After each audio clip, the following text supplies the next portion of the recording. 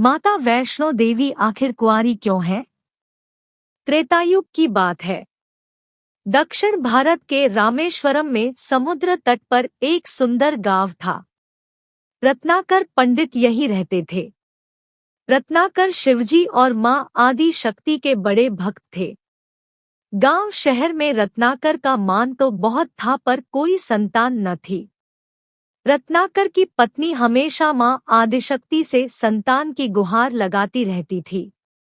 उन्होंने लगातार कई वर्षों तक मां की पूजा अर्चना की। कई सालों से संतानहीन रत्नाकर की पत्नी की प्रार्थना एक दिन मां ने सुन ली। वह गर्भवती हुई तो एक रात रत्नाकर के सपने में एक बालिका ने आकर कहा, मैं तुम्हारे घर आ रही हूं, पर एक शर्त पर।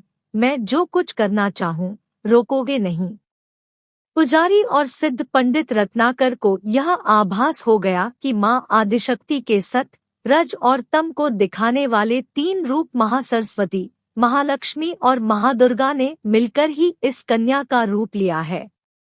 नियत समय पर इस दिव्य कन्या का जन्म हुआ। रत्नाकर को यह भी पता चल गया था कि यह कन्या मां आदिशक्ति ने धर्म की रक्षा के लिए ही प्रकट की है। रत्नाकर उसी भाव से कन्या का लालन पालन करने लगे। तीनों महाशक्तियों के मिलन के उस स्वरूप को उन्होंने त्रिकुटा नाम दिया। त्रिकुटा का स्वभाव जन्म से ही अनूठा था।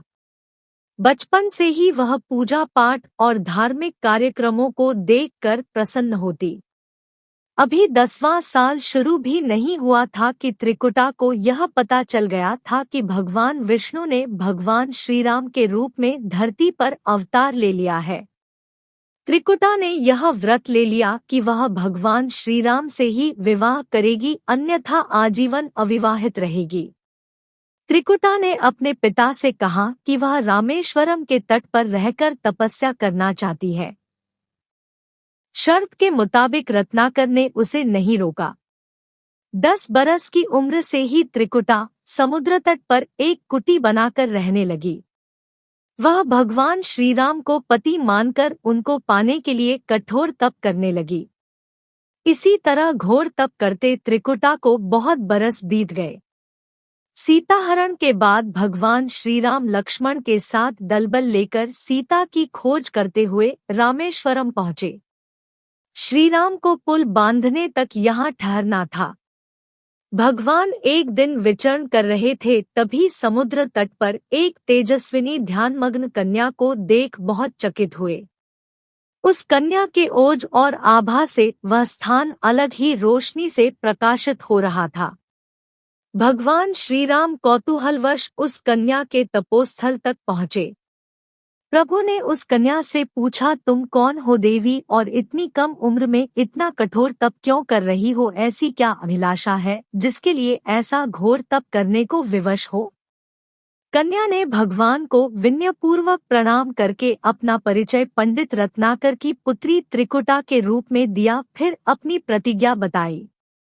त्रिकुटा जान गई थी कि उनके सामने साक्षात भगवान श्रीराम ही खड़े हैं, इसलिए उन्होंने निवेदन किया कि आप मुझे पत्नी के रूप में स्वीकार कर लें। इस पर भगवान श्रीराम ने कहा, यह संभव नहीं है। मैं एक पत्नीक रहने के संकल्प से बंधा हूँ। अपनी पत्नी के अपहर्ता को दंड देने के लिए यहाँ तक सेना सहित आया हूँ। त्रिकुटा को यह सुनकर आघात पहुँचा। उन्होंने अपने कठोर तप का वास्ता दिया और भगवान से विवाह करने की पुनः याचना की। त्रिकुटा ने कहा, प्रभु, क्या मेरा यह तप व्यर्थ गया? मेरे तप में वह शक्ति नहीं कि आपको प्राप्त कर सकूं। मेरा तप अभी कम है तो मैं इसे और कठोर करूंगी और तब तक जारी रखूंगी जब तक मेरी अभिलाषा पूरी नहीं हो जाती। भगवान ने कहा, जब मैं सीता का पता लगाकर लौटूंगा तब तुम्हारे पास आऊंगा। यदि तुम मुझे पहचान लोगी तो मैं तुम्हारी इस बात पर सही निर्णय करूंगा। त्रिकुटा को इस बात से बड़ी प्रसन्नता हुई कि उनका तप सफल है। भगवान ने उन्हें वरण का एक आश्वासन दिया है। अब उन्हें अपने स्वामी की परीक्षा में उत्तीर्ण होना है। इस प्रसन्नता के भाव से भरकर त्रिकुटा का उत्साह और बढ़ गया। उन्होंने और कठिन तप करना आरंभ किया। उनके तप का प्रभाव ऐसा था कि उनकी कुटी के आसपास का पूरा क्षेत्र एक अलग प्रकाश से प्रकाशित होता था। भगवान श्री राम ने रावण के साथ युद्ध कर उसे हराया। विभीषण को लंका का राजा बनाकर अपनी पत्नी, भाई और समस्त सेना के साथ वह अपने नगर को लौटने लगे। प्रभु लंका विजय के बाद पुष्पक विमान पर सवार होकर लौट रहे थे। उन्हें त्रिकुटा को दिया अपना वचन भी पूरा करना था। रामेश्वरम के तट पर पहुंचते ही भगवान ने विमान रुकवा दिया। सभी कौतूहल में पड़ गए तो प्रभु ने उन्हें कुछ पल की प्रतीक्षा करने को कहा। उसके बाद वह अकेले ही चल पड़े। सारी सेना भगवान की आज्ञा के अनुसार वहीं ठहरकर उनकी प्रतीक्षा करने लगी। श्री राम ने एक अत्यंत बूढ़े ब्राह्मण का वेश बनाया और देवी त्रिकुटा के पास पहुँचे। प्रभु उनके पास कुछ पल रुके पर त्रिकुटा उन्हें पहचान ही न सकी। भगवान ने उन्हें अवसर दिया पर उनकी लीला को देवी त्रिकुटा भांप न पाई। तब भगवान श्री राम अपने असली रूप में आ गए। उन्होंने त्रिकुटा से कहा, देवी, मैं आपको दिए वचन के अनुसार आपके पास आया था, परंतु आप इस परीक्षा में सफल न हो पाई। वैसे भी इस जन्म में सीता से विवाह कर मैंने एक पत्नीव्रत का प्रण लिया है, इसलिए तुम्हारे साथ विवाह तो असंभव ही था। देवी त्रिकुटा कुछ निराश हो गई। भगवान ने उनकी मनोस्थिति समझ ली और मधुर वचन में बोले। भगवान ने कहा, आपको निराश होने की आवश्यकता नहीं। आपका संकल्प पक्का है, इसलिए मैं इसे खाली नहीं जाने दूंगा। इस युग में मैं व्रतधारी होने के कारण विवश हूँ। कलयुग में मैं जब कल्कि के रूप में अवतार लूंगा तब मैं तुम्हें अपनी पत्नी रूप में अवश्य स्वीकार करूंगा। तब तक तुम हिमालय स्थित त्रिकूट पर्वत पर जाकर तप करो और मेरे अवतार की प्रतीक्षा करो। भगवान ने उन्हें वरदान देते हुए कहा, तुम भक्तों के कष्ट और दुख खोन का नाश करते हुए इस संसार का कल्याण करती रहो। विष्णु का अंश होने, उनके कुल में अवतार होने तथा विष्णु पूजक होने के नाते सारा संसार तुम्हें माता वैष्णो देवी के रूप में पूजेगा। कलयुग में तुम्हारे लिए कुछ भी अदेय नहीं होगा। जो भी भक्त भक्तिभाव से तुम्हारी पूजा अर्चना करेंगे उन्हें तुम सर्वस्व प्रदान करोगी। भगवान श्री राम यह वरदान देकर चले गए।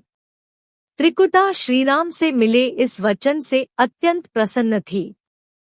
उन्होंने प्रभु के आदेशानुसार संसार के कल्याण का संकल्प लिया।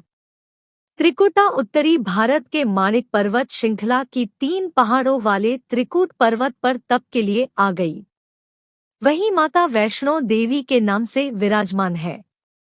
श्रीहरि का वरदान होने के कारण वैष्णो माता भक्तों की सभी मनोकामनाएं पूरी करती है। इसलिए माता का स्वरूप कुमारी का है। वह श्रीहरि के कल्कि अवतार की प्रतीक्षा कर रही हैं।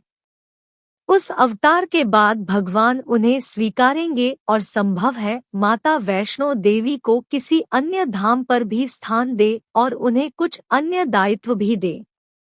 यह कथा लोकश्रुति पर आधारित है और दक्षिण भारत की बहुत प्रसिद्ध लोक श्रुति है। माता वैष्णो देवी के श्रद्धापूर्वक भक्ति के साथ आने वाले भक्तों की मनोकामना अवश्य पूर्ण होती है। माता के मंदिर में ही ऊपर भैरवनाथ की गुफा है। यह भैरवनाथ शिवस्वरूप भगवान भैरव नहीं है, बल्कि एक अघोर हठी साधु भैरवनाथ है। भैरवनाथ को नाथपंथ का साधक भी माना जाता है। नाथपंथी भी शिवजी के अंश से निकले हैं। जय माता दी।